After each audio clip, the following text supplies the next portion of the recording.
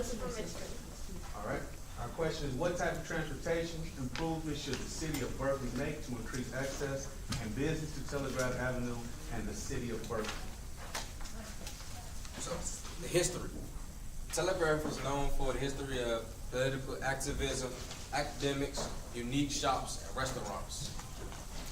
We found out that Telegraph Avenue has some really great assets. It's 4.5 miles long, so it extends to Oakland, which can bring in a lot of outsiders. And it's 14% of the Berkeley population bikes, and out of that, within the Bay Area, there's 5 times more Berkeley residents who bike on average. And some of the challenges that we found is the congestion, the people and then the cars, tension, the street designs, it's mainly just made for one way. The bike and pedestrian infrastructure also has some challenges. There's currently no bike lanes and it's very narrow, so and there's only 2 lanes that go one way. So a few of the other opportunities that we have discovered and discussed was focused around bikes. So we like to see more bike lanes on Telegraph. Make Telegraph a 2-way street, because currently it's a 1-way street. And expand the bike boulevard.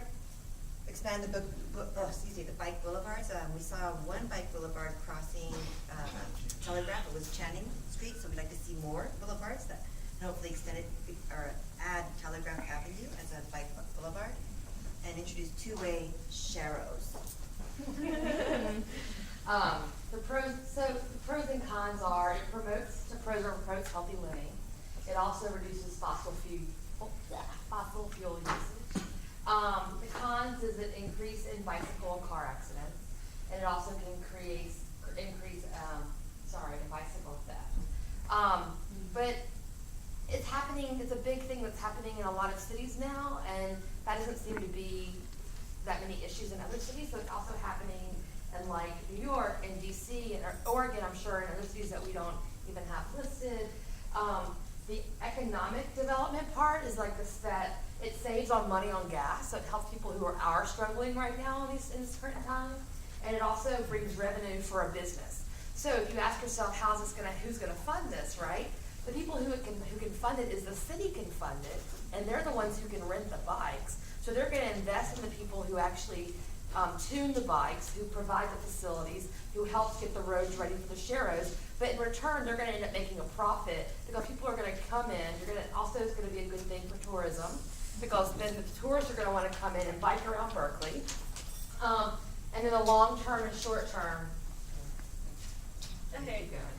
So our quote is, "Every time I see an adult on a bicycle, I no longer despair for the future of the human race," and that was said by H.G. Wells. So we talked about some long-term and short-term goals. A short-term goal is just creating the sharrows, just so like cars and bikes can actually get used to sharing the lanes together. And just using Map Your World, the app that was showed to us yesterday, where we can actually go around and like see what the college campus thinks about sharrows and about biking, see what the community thinks about it, and then share that information when we do present it to you again, and the big dog, your boss. And the long term is just that bike share will become a norm in the city, as well as we'll have the 2-lane streets. So then the sharrows may or may not be needed. And then just bike tours, once again, it'll generate revenue for tourism and or for the college bike tours, or for the city, bike tours. It's a historical area.